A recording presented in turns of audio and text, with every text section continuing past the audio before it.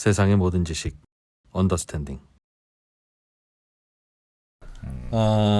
우리나라의 이런 자원은 아껴 써야 되는데 네. 오늘 모신 분은 우리나라의 자원입니다. 아껴 써야 되는데 네. 저 미국의 트럼프 대통령이 지금 비상시국이잖아요. 관세 뭐 이런 거 하는 바람에 네. 이분을 또 여기 안 쓸 수가 없어. 그렇습니다. 그래서 지금 우리 지혜를 모아야 될 텐데. 예, 이분의 지혜는 이런 데 쓰면 안 되는 건데 관세에도 또 쓰게 됐네요. 비상시국이니까 예. 바쁘신데 또 저희가 모셨습니다. 예, 신한 프리미어 패스파인더 투자의 길을 찾는 그런 야, 그럼 뭐? 네, 그런 거. 신한 프리미어 패스파인더 투자의 길을 찾는 등대 같은 분들이 가득 모여 있는 곳에서 예. 그 등대를 지휘하는 분입니다. 네, 오건영 단장님 모셔보겠습니다. 네. 네. 요즘 그 패스를 파인딩 해달라고 예. 전화 많이 받으시죠? 예. 요즘 이제 예. 저기 관심도 좀 많고요. 특히 이제 외환 시장도 그렇지만 이제 자산 시장도 변동성이 워낙 높아지니까 맞아요. 다들 좀 관심사가 좀 커진 것 같습니다. 그래서 예.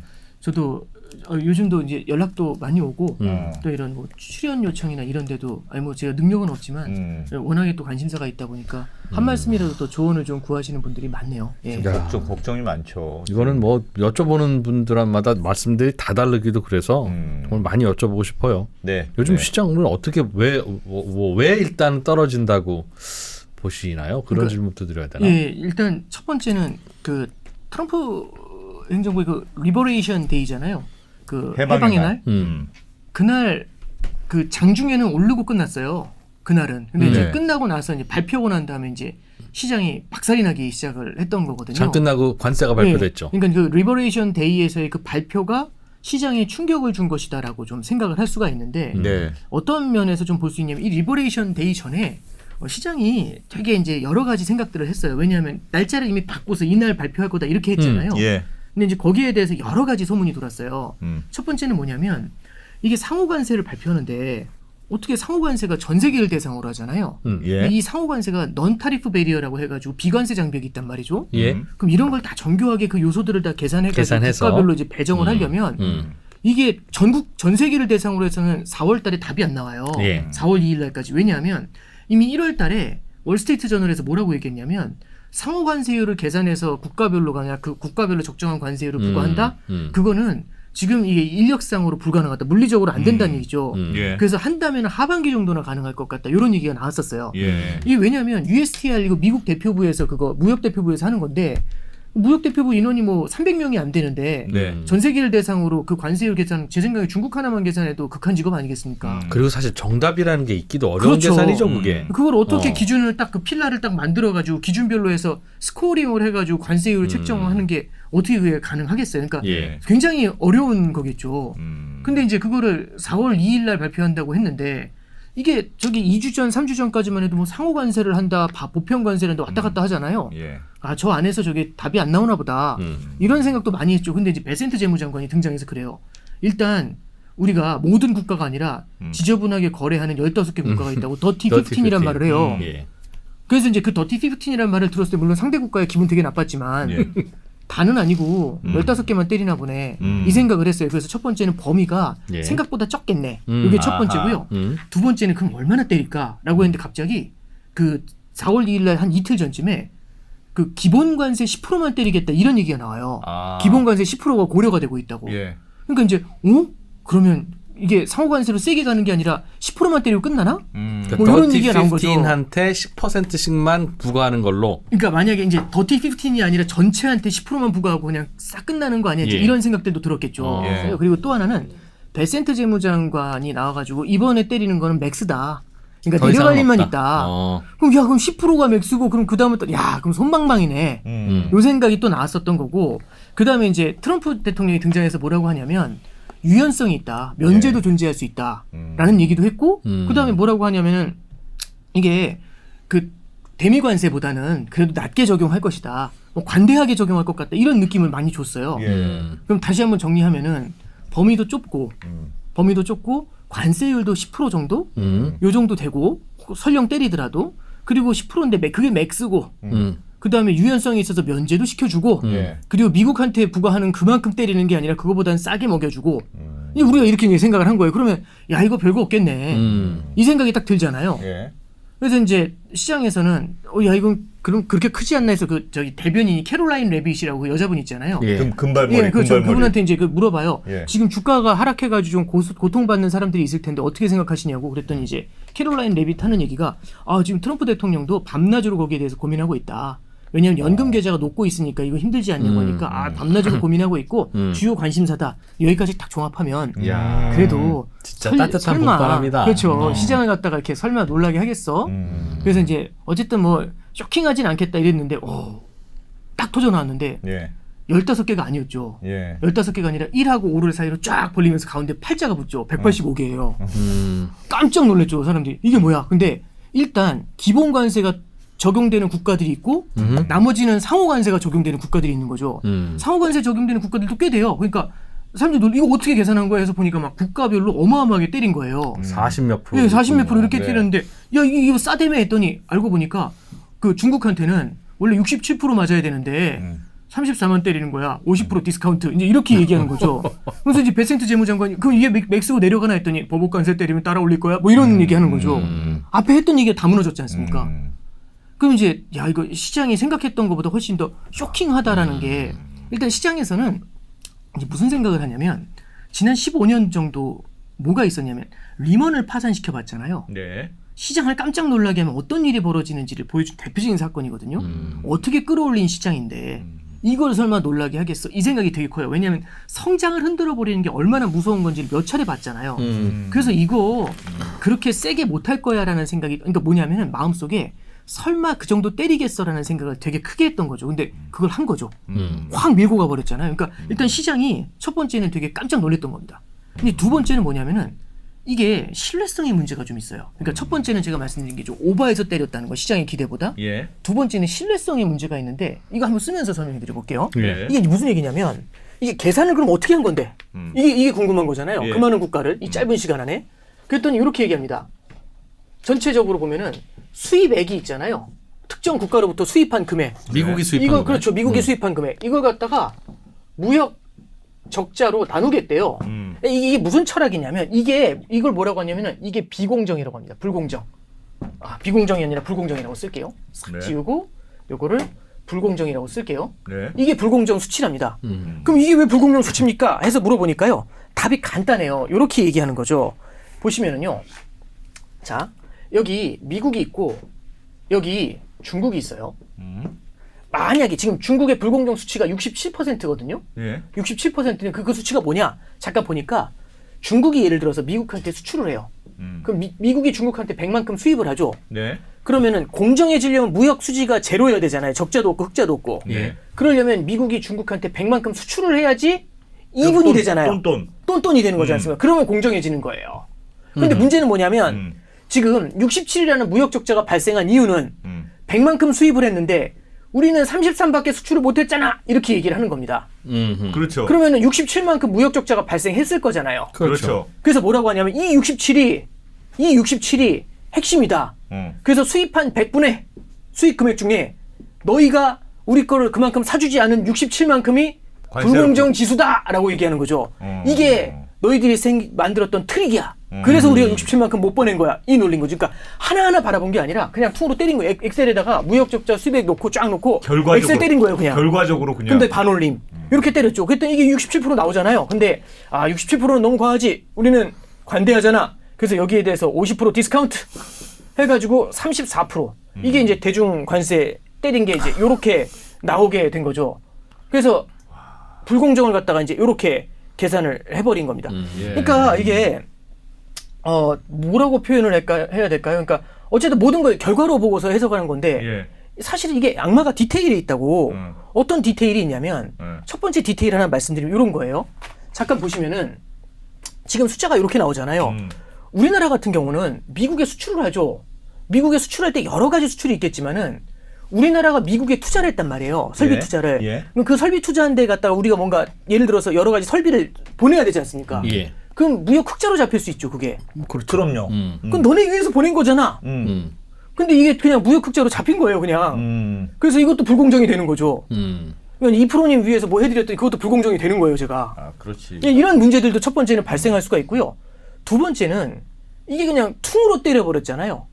퉁으로 때려버렸잖아요. 그러면 내부에 로직이라는 게 있는 게 아니라 이게 하나하나 디테일이 있는 게 아니라 약간은 주먹구구식이잖아요. 예. 이거 주먹구구식이라고 비난하는 분들이 엄청 많아요. 그러면 이게 주먹구구식이라는 얘기의 핵심은 뭐냐면 향후에 협상할 때 어떨까요? 기준이 있어야 원하는 게 나올 거 아닙니까? 예. 어떤 부분, 그러니까 예를 들어서 이 프로님이 저한테 얘기하시는 거예요. 마음에 안 들어. 그래서 왜 마음에 안 드십니까?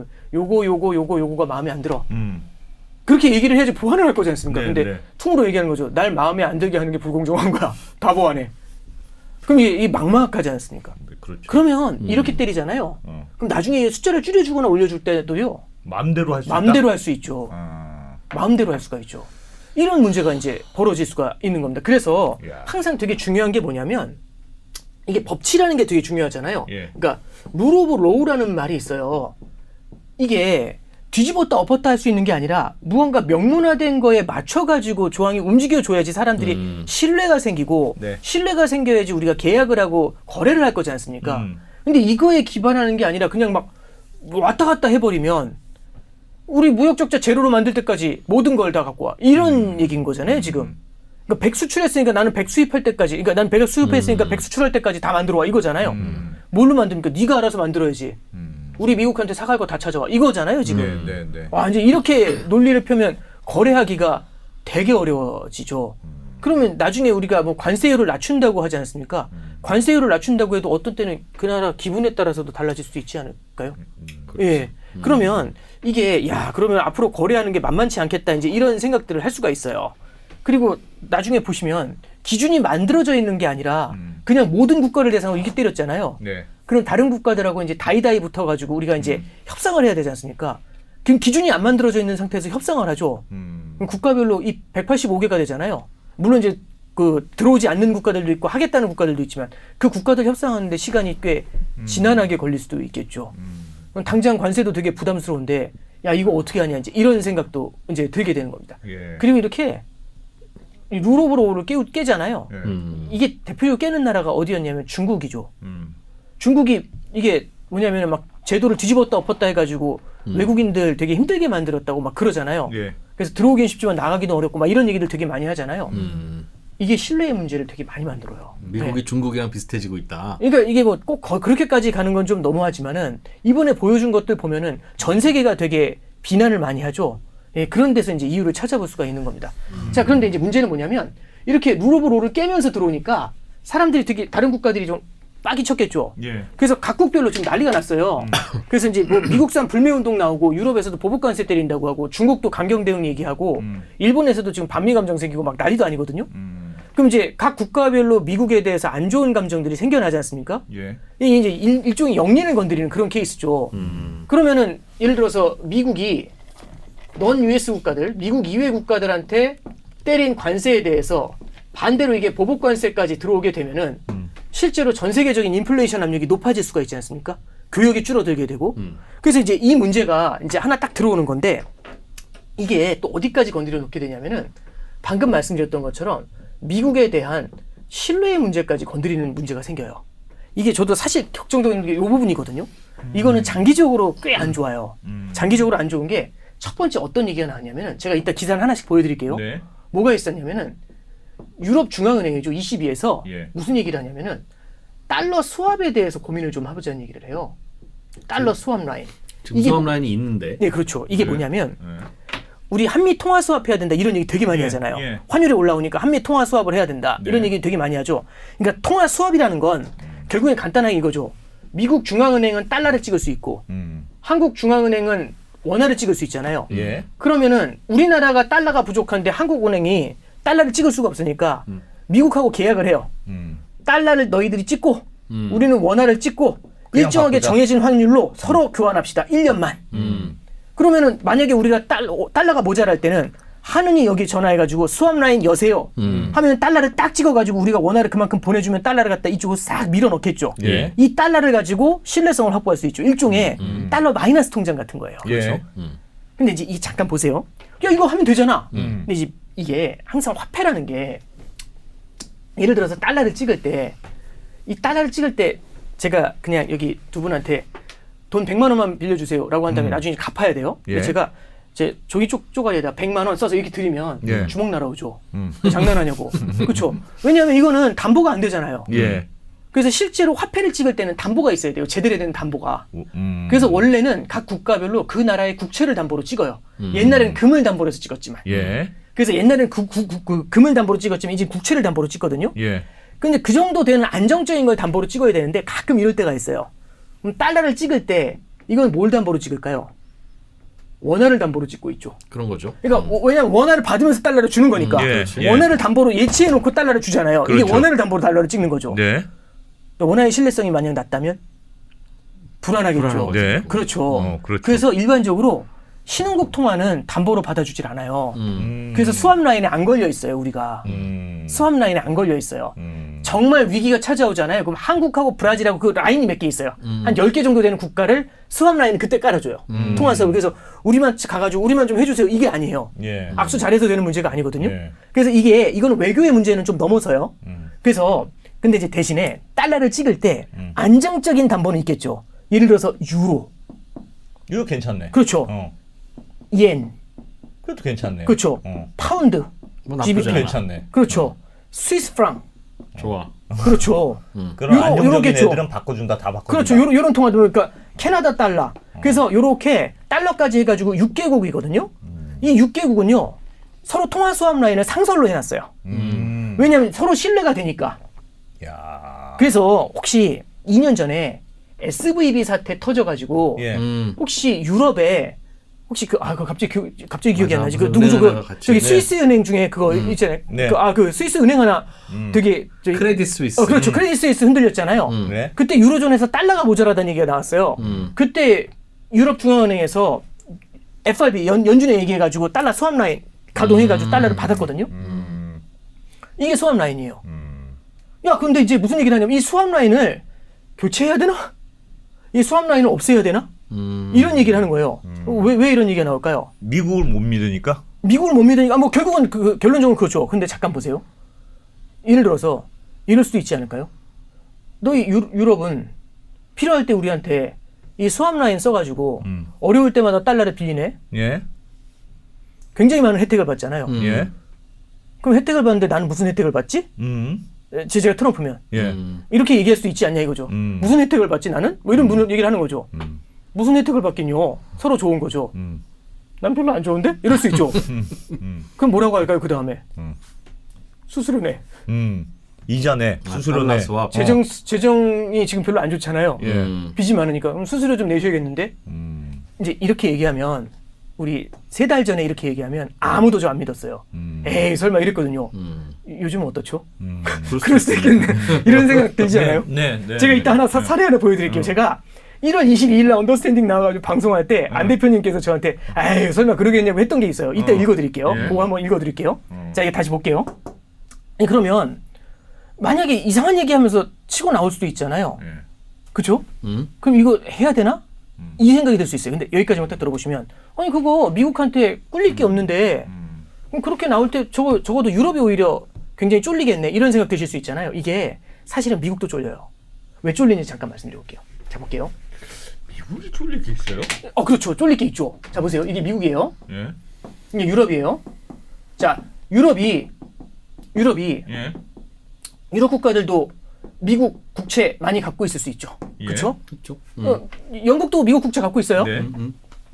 자, 근데 이제 그러면 미국 국채가 10년짜리 갖고 있어요. 하루짜리가 아니라. 예. 그럼 10년 있다 만기가 오잖아요. 예.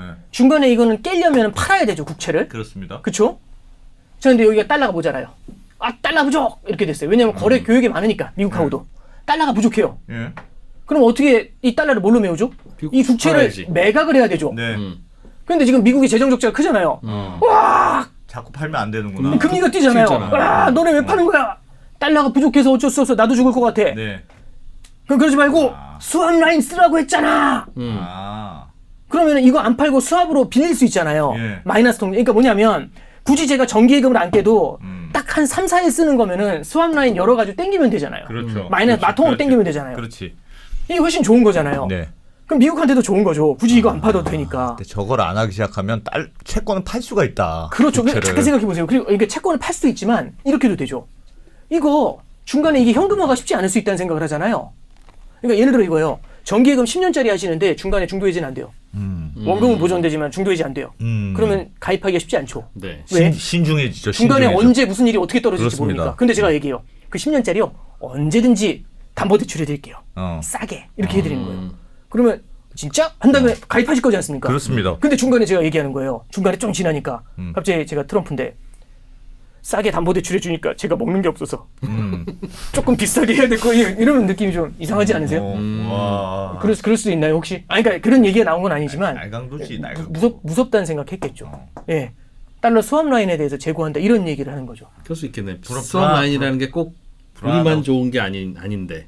저기 이게 6개국 수합 라인만 있는 게 아니고요. 예. 하나 더 말씀드리면 그런 얘기 하잖아요. 환율이 올라가는데 우리가 지금 미국하고 통화 수합이 안 돼 있기 때문에 달러가 환율이 뛰는데 통화 수합이 안 돼 있기 때문에 우린 다 망한다. 그럼 우리 미국 국채 갖고 있는 거 얼마 되지도 않는 거 다 팔아야 된다. 뭐 이런 얘기 하잖아요. 예. 잠깐 보세요. 이게 이제 뭐가 있냐면 미국하고 한국처럼 신흥국들 있죠. 이런 한국 같은 신흥국들한테 지금 뭘 해놨냐면은 피마 레포라는 게 있어요. 피마 레포라는 게 있거든요. 예. 자자 이거 지금 제가 이거 레포. 뭔지 설명해 드린 거 별로 예. 안 중요해요. 예. 뭐가 중요하냐면 레포라는 게 중요해요. 레포는요 어렵게 생각하지 마시고 단기 담보대출이라고 생각하세요. 네. 근데 이 피마 레포는요 단기 미국 국채 담보대출이에요. 네. 그래서 우리가 10년짜리 미국 국채 갖고 있죠. 10년짜리 미국 국채가 있어요. 우리가 달러가 모자라요. 그러면 통화 수합 라인은 안 열려 있지만 미국한테 전화해요. 누구한테? 연준한테. 네. 이거 담보로 대출 빼줄 수 있어요? 라면 이 피마 레포 라인 열어놓은 게 있거든요. 야. 요만큼 대출 빼줘요. 네. 채권 있으니까 예, 내가 그렇죠. 안 팔고. 아까 전이랑 뭐가 다르죠? 아까는 원화를 찍어서 주면은 주는 게 통화 수업이잖아요. 예. 똑같은 근데 거네. 이거는 갖고 있는 걸 주는 거예요. 예. 그럼 이 피마 레포는 야 그럼 너네들한테 주는 우리의 혜택이잖아. 그럴 수도 있지만 뒤집어 말하면 얘는 왜 만들었겠어요? 미국 국채를 팔지 않아도 되잖아요. 이게 있으면. 예. 그리고 담보대출이 되면은 이거 미국 국채 장기를 갖다 우리가 사주잖아요. 너무 제 입장만 얘기한 게 아니라 그러니까 잘 우리나라도 됐네. 이거 잘 미국도 됐네. 서로 이 공조 체계라는 게 예. 뭐든지 한쪽만 막 좋은 게 아니라 이런 체계가 만들어지는 데는 다 이유가 있는 거겠죠. 그런 거 있잖아요. 전임자가 뭔가 고민을 해가지고 만들었는데 이유를 모르겠어. 근데 뭔가 이유가 있죠 분명히. 근데 그런 거예요 일종의. 그렇지. 다 일종의 그런 이유는 거예요. 있죠. 사연이 있는 거예요. 예. 그렇잖아요. 근데 이제 예를 들어 이왕 얘기 나왔으니까 쓸데없는 얘기 같지만 좀 더 가보면 예. 제가 1월 22일 날 뭐 그 얘기 했잖아요. 뭐 이제 제가 뭐 말씀드린 거 있다고. 예? 예? 그때 뭐 얘기 그 1월 무슨 22일 얘기 날이 했었죠? 언제냐면 트럼프 취임이 1월 20일이에요. 예. 그 이틀 후에 제가 언더스탠딩 나와가지고 막 신문 기사 여러 개 읽어드렸어요. 예. 거기에 뭐가 있었냐면 미란 보고서라는 게 있었어요. 그때는 별로 관심이 없었는데 요즘 다들 미란 보고서 엄청 얘기하시더라고요. 이 미란 보고서의 핵심이 뭐냐면 와, 이분 대단한 사람이죠. 이 미란 보고서의 핵심이 뭐냐면 잠깐 보세요. 이게 미국이에요. 예. 이게 미국 이외 국가들이잖아요. 지금 미국 다른 국가들은요. 미국한테 재화를 수출해요. 네. 그 그럼 달러를 미국은 받아. 달러를 주잖아요. 예. 그러면 재화를 수입했잖아요. 미국은. 그럼 무역 적자가 나는 거예요. 네. 적자가 나면은 미국은 적자가 났으니까 달러가 약해져야 되잖아요. 원래는 그렇죠. 그래서 원래는. 달러가 약해지면 미국의 제조업이 좋아지면서 미국이 수출을 하고 여기가 다시 수입을 이런 구조가 돼야 된단 말이에요. 예. 그래서 이게 자동 조절 메커니즘이 돌아야 된다는 얘기죠. 그게 환율 아니냐 이거죠. 예. 맞죠? 근데 미국이잖아. 미국은 안 돼요. 그게 왜 안 돼? 왜 달러는 계속 강한 거야? 알고 보니까 이 미국 이외 국가들이 뭔 짓 하는 줄 아세요? 달러를 쟁여놔요. 왜 쟁인 줄 아세요? 외환 보유고라고 해서 쟁인데요. 예. 외환 보유고로 쟁이니까 꾸준하게 일상에서 교육을 안 하는데도 달러에 대한 수요가 발생해요. 계속 사. 달러를 계속 달러를 사. 계속 사는 거예요. 예. 이 양반들이. 그럼 달러를 계속 사니까 달러가 약세가 안 되는 거예요. 그렇죠. 너무 화가 나잖아요. 그러면 달러가 약세가 안 되니까 우리는 계속해서 무역 적자가 나지 않습니까? 네. 그럼 너희들이 이거 억울하다. 외환 보유고를 왜 쌌는데? 어. 너희들을 위해서 쌓는 거잖아. 그렇잖아요. 네. 그래서 뭐라는 줄 아세요? 너 이거 외환 보유고 지금 미국 국채로 쌓는 거지? 예. 미국 국채 사용 수수료네. 이게 미란 보고서예요. 아니, 그러니까 지금 우리 다 웃잖아요. 그러니까 1월 22일 날 얘기했으면 이거 믿으셨겠어요? 말도 안 되는 소리죠. 이 얘기잖아요. 미국 국채는 니들이 팔려고 내놔서 우리가 산 건데 뭘 또 수수료를 아니 그러니까 이게 잠깐 들어보세요. 그러니까 이거잖아요. 논리가 이거잖아요. 제가 빚더미에 앉았어요. 예. 왜 빚더미에 앉았냐면 제가 과소비를 해서 앉은 게 아니에요. 네. 여기 두 분이 저한테 말도 안 되는 치팅으로 물건을 팔아서 그래요. 불공정하게. 근데 제가 너무 마음씨가 좋아서 그 불공정을 다 받아줘서 빚더미에 앉은 거예요. 아, 그동안. 그러니까 제가 다 받아줬잖아요. 그러면 그 이 억울한 게 67만큼 있으니까 제가 다 때리진 못하겠고 관대하게 34만 때리니까 받으시란 얘기예요. 이게 미국의 논리다 지금. 그렇죠. 예. 네, 이제 기발해. 아주. 그러니까 이걸 때리고 들어오잖아요. 이거를. 예. 이거를 때리고 들어오잖아요. 그럼 이 얘기는 뭐냐면 외환 보유고 쌓는 게 너희들을 위해 쌓는 거잖아. 이거잖아요. 달러 외환 보유고 쌓으시는 건 저를 위해 쌓으시는 게 아니라 여러분을 위해 쌓으시는 거예요. 그럼 수수료 내야죠. 이거 재정 적자 심한데. 그럼 달러 외환 보유를 덜 쌓을 거지 않습니까? 예. 그럼 달러가 약해지겠죠. 네. 그러면 무역 적자가 해소가 되겠죠. 수출이 될 거다. 그럼. 그렇죠. 근데 지금 달러 외환 보유를 쌓아가지고 수출을 잘하고 싶으신 거잖아요. 예. 저한테. 예. 제 진심이 아니에요. 지금 연기하는 거예요. 네. 지금 달러 외환 보유를 쌓아서 달러 강세 만들어서 수출하고 싶으신 거잖아요. 저한테. 네. 그러면은 관세 맞으셔야죠. 관세를 맞으시던가 아니면 이거 수수료를 내시던가. 우리가 미국 국채를 안 사주면 미국 국채가 소화가 안 돼서 미국 금리 올라갈 건데 괜찮아요? Are you okay? 그러니까 이제 지금 이 달러 스왑 라인이나 네. 피마 레포나 요거나 다 똑같은 논리에 걸려 있는 거죠. 근데 미국의 재정 적자가 가장 큰 문제인 거잖아요. 그럼 재정 적자를 줄여야 되지 않습니까? 네. 재정 적자를 줄이려면 어떻게 하면 될까요? 금리를 낮춰야 돼. 도지를 또 한번 가동해야지. 떠나신다는데요? 네. 도치가 일론 머스크. 생각보다 쉽지 않아 보이잖아요. 지출을 줄이고. 그럼 지출을 줄이지 않으면 어떻게 해야 되죠? 국채를 찍어야지 계속. 그 빚을 내거나 아니면은 증세를 해야 되지 않습니까? 그렇죠. 증세를 해야죠. 근데 미국에서 증세하면 Make America Great Again이 안 되잖아요. 관세로 다른 증세. 나라한테 증세해야죠. 그래서 관세로 관세를 증세를 때리는 낸다. 거죠. 그래서 이제 관세 프레임워크가 그래서 나오는 거거든요. 그 뒤에 다시 이제 설명을 좀 그 부분은 뒤에 다시 설명을 좀 해드릴게요. 자, 일단 그래서 이렇게 나가는데 문제는 미국 말고는 여러분이 대안이 없어요, 사실. 제가 미국에 봤을 땐 전 네. 세계에서 유일하게 소비 시장이잖아요. 굉장히 센. 예. 저 말고는 대안이 없어요. 달러만큼 대안이 없어요. 그래서 뒤에 읽어드리겠지만 이 스티브 미란 이 사람이나 이제 스티브 배넌이라는 사람이 뭐라고 하냐면 미국 시장은 금융 시장도 그렇고 재화 시장도 그렇고 황금의 궁전이라고 얘기해요. 황금의 궁전에 들어오시려면 어떻게 해야 돼요? 돈을 내야 돼. 수수료를 내셔야죠. 그처럼 황금의 궁전에 들어오시는데 그냥 들어오시려고 하면 안 되죠. 수수료 내시라고. 그러면은 계속 이쪽하고 거래를 많이 쌓아놓으면 계속 들어와야 되지 않습니까? 예. 그때마다 수수료 내라고 해보면 안 좋을 수 있죠. 그러면 이제 마음속 어떤 생각이죠? 야, 쟤 이상하다. 이런 생각이 들면은 같이 거래를 안 할 수도 있지 않나요? 네. 네.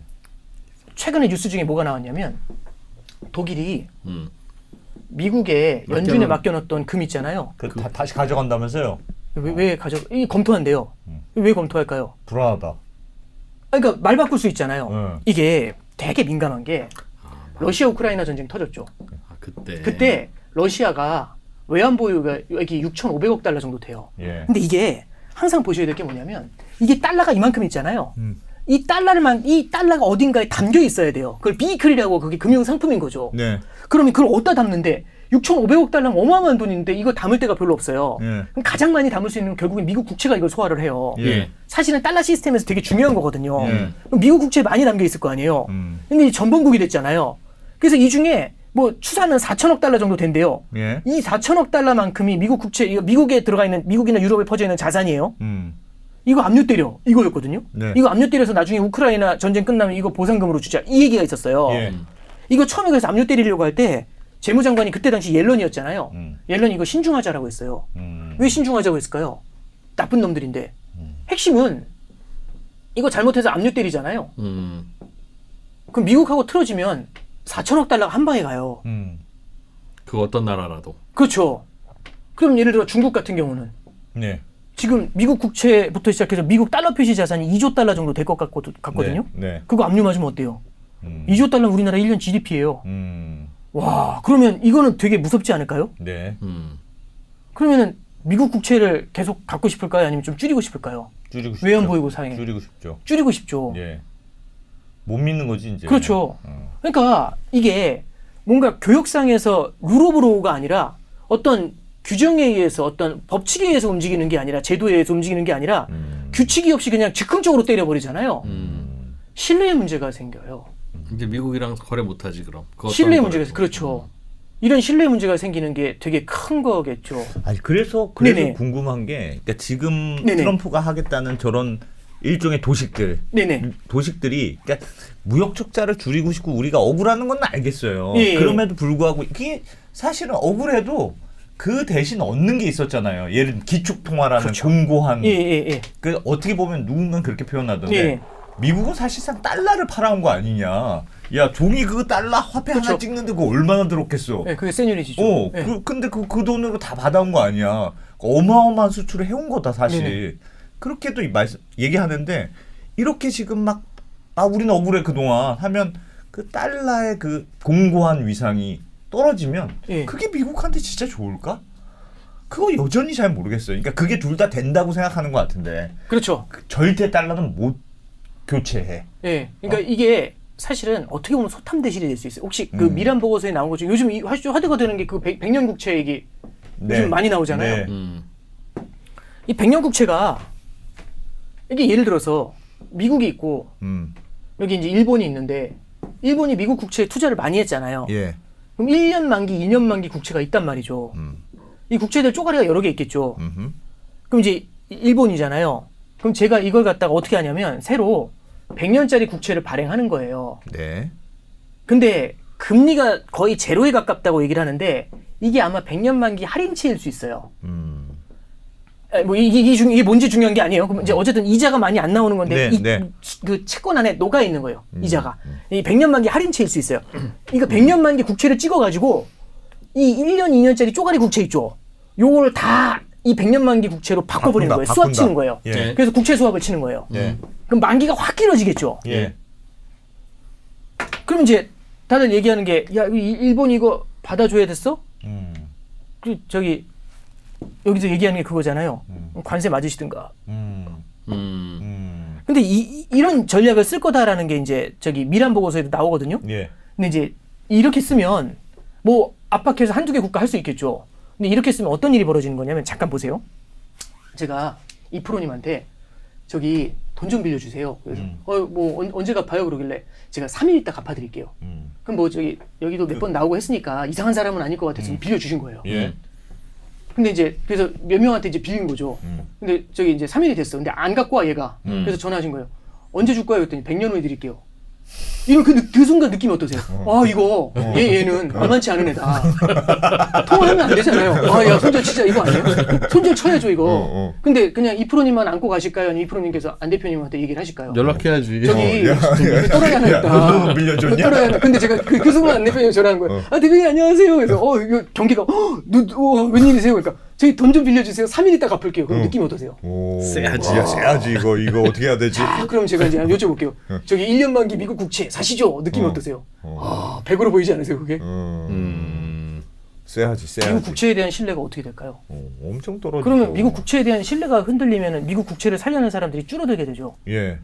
그게 이제 달러 패권을 흔들어버리는 문제가 생길 수 있다라고 요즘 얘기하고 있는 게 그런 거예요. 그래서 이게 이론적으로처럼 그렇게 안 될 거다. 그러니까 뭐 안 생각한 된다 대로. 된다보다도 부작용이 되게 셀 수 있다는 얘기죠. 근데 이제 결국엔 이럼에도 불구하고 이렇게 세게 미는 이유는요. 너네는 물건을 팔아야 되잖아 이거예요. 그렇지. 나한테 물건을 팔 수밖에 없잖아. 좀 전에도 오건영 네. 단장님이 돈 빌려주라고 하면 빌려줘야 돼. 왜냐면 못할 대안이 없어. 야, 이건 언더스탠드 내가 출연 안 해. 그럼 어떻게 할 거야? 뭘 해도 빌려줘야지. 얘 100년을 앞으로 100년 동안 저희 그럼 자주 보겠네요. 행복합니다. 와 진짜 이렇게 굴욕적이다. 네. 해야지.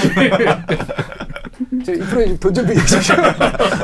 좋은 생각이신데요. 와, 농담입니다. 진짜 맞는 말이네. 이제 그게 결국에는 어느 기업이나 어딘가에 설비 투자를 할 때 예. 다른 국가에 설비 투자할 때 두 가지를 보죠. 첫 번째는 코스트가 낮은가를 보죠. 한국에서 네. 생산할 때보다 네. 코스트가 낮으면 넘어가는 거잖아요. 그렇죠. 이게 이제 베트남에 베트남. 넘어가거나 중국 가거나 하는데 그 코스트가 낮은 거잖아요. 두 번째는 언제 넘어가냐면 마켓이 클 때 넘어가요. 마켓이 클 때 그렇겠네요. 팔 수 있는 시장이 크면 그렇지. 그 시장 옆에서 생산하면 생산 비용이 조금 비싸더라도 마켓이 크면은 유통비 같은 게 줄어들고 네. 그 마켓에서 유리한 점이 분명히 생겨나잖아요. 근데 이제 이게 미국의 인건비가 너무 비싸서 마켓이 있더라도 코스트 차이가 너무 크잖아요. 그렇죠. 그래서 낮은 코스트에 생산해서 큰 시장에 팔고 싶은 거잖아요. 네. 그래서 코스트에서의 경쟁력이 떨어지는 게 미국이지 않습니까? 그래서 우리 트럼프는 뭐라고 얘기하냐면 그럼 경쟁력을 맞춰주면 되겠네. 그럼 미국의 경쟁력을 높이는 게 아니죠. 다른 나라의 코스트를 올리는 거죠. 그게 그 유명한 어. 관세죠. 이걸 때리면 미국으로 애들이 다 들어올 거야. 그래서 미국의 제조업이 융성을 하고 제조업이 융성을 하면 Make America Great Again 이 가능하다는 얘기죠. 이제 아니, 너 논리는 심플해. 그러니까 이게 크다는 게 이거 크다는 게 요거 하나로 온갖 깡패짓을 할 수 있는 거죠. 네. 룰을 막 바꿀 수 있는 겁니다. 그래서 옛날에 그 플라톤의 국가라는 책이 있어요. 네. 거기 첫 번째 보면은 그 소크라테스하고 트라시마코스라는 사람하고 둘이 이제 논쟁하거든요. 네. 제 하도 오래돼서 기억은 잘 안 나는데 그 트라시마코스가 이게 그 정의라는 건 강자의 논리인가? 뭐 그렇게 얘기를 한 게 있어요. 요즘 하는 짓 보면 예, 그런 게 이제 미국에서 얘기하는 이 관세라는 게 참 되게 독특하게 때려버리는 그런 케이스들이 좀 있죠. 그거 이제 우리도 좀 보는 거죠. 그리고 이제 하나 더 말씀을 드리면 이게 지금 미국이 관세를 너무 많이 때렸잖아요. 전방위적으로. 예. 전선이 너무 넓어요. 그러니까 이제 1기 때는요. 일단 미중 무역 전쟁으로 갔어요. 중국을 일단 잡고 들어왔거든요. 한 놈만 패해가지고 딱 중국 잡고 들어왔거든요. 그럼 중국을 포위할 수가 있단 말이죠. 요렇게 해서 막 흔들었고 다른 나라는 나 언제 때리나 이게 무서운데 이런 느낌이었는데 지금은 그냥 시작하자마자 그냥 전방위로 쏴버렸잖아요. 185개국을 쏘면서 들어온 거잖아요. 이 물르기도 쉽지 않겠죠. 그러니까 이거 전 세계 방송하고서 나 오늘부터 저기 다이어트 시작한다고 전 세계 방송 시작한 거잖아요. 그럼 이거 물르기 쉽지 않죠. 내일부터 할게요. 이럴 수는 없잖아요, 갑자기. 그러니까 이게 이제 너무 전방위로 했는데 그럼 문제가 뭐냐면은 전 세계가 US에 수출할 때 관세가 너무 높잖아요. 예. 근데 이제 중국이 나서는 거죠. 중국이 나서가지고 뭔 얘기를 하냐면 중국이 나서가지고 그러면 우리가 수입 좀 할게. 우리하고 같이 반미 연대합시다 이런 얘기를 해요. 아. 왜냐면 미국에 못 파는 물건 우리가 그렇죠. 사줄게. 중국이 뭔 짓을 하는 거냐면 지금 경기 부양을 하려고 해요. 예. 경기 부양을 만약 세게 하잖아요. 물건을 여기서 살 수가 있겠죠. 네. 그럼 소비력이 생길 수 있잖아요. 예. 그러면 동남아시아 지금 세게 맞았거든요. 왜냐면 중국 우회 수출 때문에 세게 맞았어요. 그럼 얘네들이 이쪽으로 수출할 수가 있죠. 그렇겠죠. 중국이 사주면. 그리고 이제 중국이 여기다 인프라 투자해 준다고 지금 1대1로 지금 또 강화한대잖아요. 라오스 이런 데다가. 그럼 이게 하나의 블록이 될 수가 있죠. 그럼 미국에 대해서 반미로 연대가 되는데 네. 이게 반미가 될 수 있는 가장 로직 중에 하나가 감정선이죠. 캐나다하고 미국하고 지금 관련이 되게 안 좋대요. 캐나다 요즘 완전 돌았었어요. 유럽하고도 별로 안 좋죠. 유럽도 돌았었죠. 그래서 중국이 지금 일본부터 시작해서 한국 이런 데 다 같이 힘을 합치자 이제 이런 얘기를 하고 있는 거죠. 그래서 이제 아까 말씀드렸던 것처럼 미국은 지금 일본부터 협상이 시작이 되는 거고 예. 유럽 같은 경우도 일단은 보복관세 세게 안 때릴 테니까 일단 대화하고 시작하자 이런 얘기를 하는 거죠. 그러면 이게 만약에 자기들도 너무 세게 밀었을 때는 오히려 그래서 뭐 차이나가 그레이트해질 수 있다 뭐 이런 얘기가 나오는 거잖아요. 하나 걱정한 게 뭐가 있냐면 위안화가 약해지죠. 예. 그러면 첫 번째는요. 중국하고 수출 경쟁하는 국가들이 되게 힘들어져요. 왜냐면 위안화가 약하면 중국 물건이 싸잖아요. 그러네. 수출 경쟁할 때 힘들어요. 두 번째는 대중 수출하는 애들도 힘들어요. 왜냐하면 중국이 위안화가 약해지니까 수입 물가가 올라오잖아요. 예. 그렇죠. 그러면 중국이 되게 다른 국가들하고 경쟁을 많이 하게 돼요. 되게 힘들어져요. 그래서 그렇지. 미국도 지금 섬처럼 서버리는데 중국도 위안화 절하하면서 대응해버리잖아요. 위안화 가치를 빼버리면서. 그래서 19년도 8월 달에 미중 무역 전쟁 처음일 때 그때 조금 세지려고 할 때 미국이 중국이 말을 안 듣니까 어떻게 환율 조작국으로 확 지정을 해버린 다음에 관세를 확 때렸거든요. 그랬더니 중국이 화가 나잖아요. 그래서 보복 관세 때리면서 위안화를 절하해버려요. 그랬더니 그날 나스닥이 하루에 3%가 빠져요. 예. 그거 그래서 나중에 어떻게 얘기를 하냐면 첫 번째는 그때 나스닥은 왜 빠져요? 서로 교역이 안 되니까. 뭐냐면 미국도 시장이 줄어들게 되고 중국도 시장이 줄어들게 되잖아요. 예. 그래서 위안화 절하가 위안화가 되게 급격하게 절하되는 거 있죠. 되게 안 좋아요. 그럼 이번에도 위안화 절하되면 나스닥이 3% 빠지겠네요, 또? 더 빠질 수도 있죠. 더 빠질 수도 그러니까 있겠네. 지금 하나 무서워하는 게 뭐냐면 위안화가 너무 세게 약해지잖아요. 그럼 우리나라 환율도 1,500원 넘어갈 수 있죠. 그러니까 이제 이게 그래서 지금 중국이 만약에 여기서 미국하고 관세 대응만 하려고 어머나. 관세 대응만 하려고 만약 싸우면 위안화 1기 트럼프 행정부 때로 하잖아요. 예. 지금 54% 맞았지 않습니까? 예. 그럼 보복 관세에다가 그만큼 위안화 빼버릴 수도 있어요. 그럼 54%를 뺀다는 게 아니라 10%라도 빼버리면 위안화가 지금 7.3위안 되거든요. 예. 더 8위안까지 빼요. 만약 그렇게 8위안으로 빼버리면은 와. 그럼 중국은 숨통이 트이는 건데. 물론 이제 수출에서는 숨통이 트일지 모르겠는데, 그러니까 미국이 베센트가 아까 무슨 얘기한 거냐면 이번이 맥스고 계속 낮춰주기만 할 겁니다. 그런데 이제 무슨 얘기했냐면은 여기에 대해서 대응하는 국가는 가만두지 않겠다고 더 맞을 얘기했죠. 줄 알아. 네. 위안화 빼버리면 어떻게 할까요? 한 대 그만큼 더 또 관세를 더 때리겠죠. 그럼 이제 점입 가경인 거죠. 점입 가경이라는 말이 이런 데 나오는 거죠. 근데 이제 지금 만약 중국이 자기들 세 불리려고 하잖아요. 그럼 위안화 약세 만들면 안 되죠. 오히려 강세로 만들어서 보스가 자기가 먼저 중국이 자기의 시장으로 만들어야 된다. 시장으로. 강세로 만든다기보다도 함부로 위안화 절하하지 않고 통화를 안정적으로 유지하고 싶겠죠. 그러니까 이게 뭐냐면 단기로 수출을 계속하고 싶다라면 위안화 약세로 가는 게 맞아요. 중국만 살려면. 네, 그렇죠. 근데 그게 중국한테 중장기적으로 이게 뭐냐면 당장 살아남는 게 아니라 얘네가 이번 기회에 중장기적으로 한번 세를 불려보겠다? 그러면 위안화를 함부로 절하하지 않을 수 있어요. 그 전략은 미국은 이제 아니야. 미국으로 수출하는 거 말고 다른 우리 세력을 키워야 돼. 그 네. 전략인 거네요. 네네네. 그러니까 이제 근데 그걸 의도한다고 해서 그렇게 된다는 건 아니에요. 예. 굉장히 많은 태클을 걸 겁니다. 근데 중국이 이제 그 생각을 해가지고 위안화를 갖다 안정시키려고 하잖아요. 그거는 전 세계에 도움이 되죠. 숨을 쉴 수 있잖아요, 지금. 관세로 치고 나오는데. 며칠 전인가 중국이 위안화를 살짝 약세로 만들었는데 생각보다 그 폭이 작아서 저 걱정했어요. 54% 맞은 날 위안화 봤거든요. 다행이었어요. 이제 오늘도 50% 추가 관세 더 때린다고 했잖아요. 예. 지금 위안화 근데 어쨌든 약해지긴 했는데 아직까지는 그래도 전고점까지 안 왔거든요. 해보자는 식의 위안화 그 약세는 아니다. 예. 이게 그래서 그러니까 이게 오해하시면 안 돼요. 예. 중국이 전 세계 패권을 장악합니다 이 얘기가 아니라 중국이 그런 생각을 갖고서 위안화를 안정시키려고 하잖아요. 그러니까 그리고 우리는 시간을 벌 수가 있는 거죠. 블록화죠, 블록화. 그러니까 미국의 블록화, 중국의 블록화. 그래서 미래가 어떻게 된다 이것보다도 어쨌든 지금 당장 저도 이제 앞에 일본 케이스도 말씀드렸고 지금 중국 케이스도 말씀드렸죠. 중국은 제 코가 석자일 텐데 저렇게까지 여유 부릴 여유가 있어요? 미국이 이번에 인심 잃은 찬스를 해서 내가 좀 그 리더십을 가져보자는 그런 여유가 돈을 풀 수 있는 왜냐면 디플레이션이잖아요, 얘네. 네. 인플레이션 문제는 없죠. 적어도. 돈 풀고 낮추면. 예, 그리고 재정 적자를 아직까지는 여력은 있어요. 많진 않지만. 예. 이게 그래서 이게 우리가 그런 얘기 되게 많이 하잖아요. 얘네들은 왜 경기부양책을 안 쓰지? 저렇게 안 좋은데? 예. 이게 경기부양책이라는 게 하나 이제 실버 블렛이라고 해가지고 은빛 탄알 같은 거예요. 은빛 탄알이 많지가 않고 이제 총알이 몇 개 없어요. 예. 그럼 총알이 몇 개 없으면 어떻게 해야 되죠? 아껴야지. 아껴야죠. 그러면 네. 진짜 효율적으로 써야 되잖아요. 저격을 해야 되지 않습니까? 진짜 효율적으로 써야 되잖아요. 그럼 한번 볼게요. 여기 중국이 있는데 부양책을 써요. 예.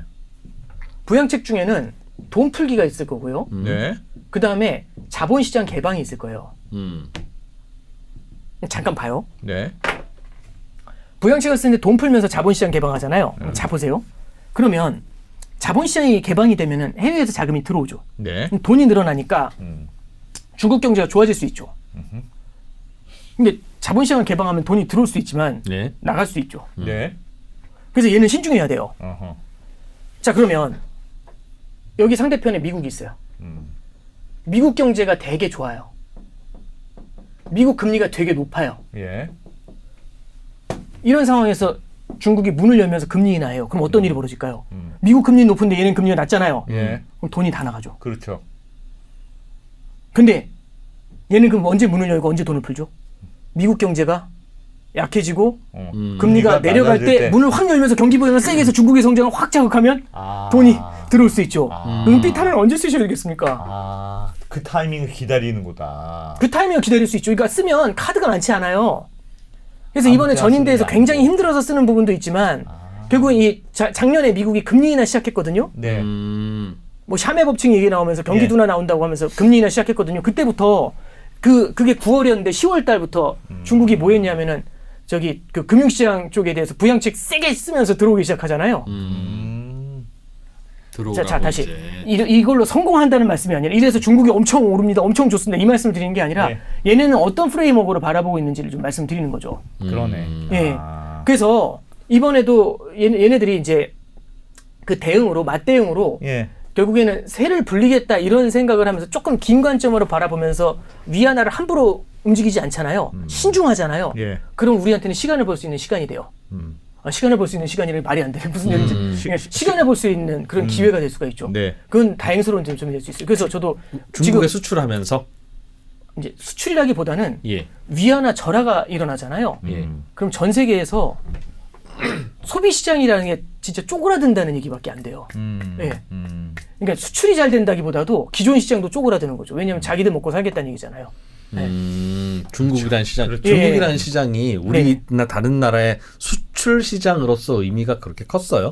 우리나라 대중 수출 여전히 많아요. 물론 지금은 많이 이제 아니 수출은 많아요. 지금 대중 무역 적자이긴 하지만 네. 수출은 여전히 많고 중국도 꽤 큰 소비 시장 중에 하나예요. 예. 물론 옛날에 비해서 그 위상이 많이 내려온 건 맞지만 예, 그러면 그래서. 지금 신흥국 같은 경우는 이게 여기도 그렇게 나오면 위험하고 또 하나는 중국이 지금 과잉 생산된 게 있잖아요. 예. 그 지금 밀어내고 있는데 여기다 대고 위안화 절하까지 나오면 수출하기가 그렇지. 더 더 힘들어지는 문제가 아. 생기죠. 그래서 제가 이제 말씀드리고 싶은 게 이 관세 때렸잖아요. 네. 여기에 대해서 반대편에 있는 국가들도 세게 나오잖아요. 나서겠다고. 그러면 이제 국가별로 다 분절화되는 거예요. 그러면 그런 게 이제 시장 자체가 모이면서 커지는 효과가 있는데 분절이 되면서 급격하게 쪼그라드는 문제가 생길 수 있거든요. 예. 예, 그래서 제가 아까 말씀드린 거는 이게 미국 경제와 같이 엔화도 봐야 되고 위안화도 봐야 되고 예, 그런 얘기를 해드리는 겁니다. 그래서 저는 야. 지금 위안화 같이 좀 바라보고 있습니다. 얘네가 어떻게 나오나. 예. 그래서 요것도 하나의 되게 중요한 관전 포인트가 될 것 같아요. 그러니까 미국 예. 주식 시장을 힘들게 만들려면 위안화를 툭 약세로 만들 수도 있는데 뭐 미국 주식 시장을 무너뜨리려고 그렇게 간다기보다는 거기에 대한 대응이죠. 주식을 무너뜨리는 거는 얘들한테는 관심 있는 게 아니라 어떻게든 미국 경제도 힘들게 만들려는 그런 의도에서는 위안화를 자기들도 빼버릴 수가 있죠. 위안화를 빼버리면 관세가 무력화되는 효과가 있으니까. 그렇죠. 예.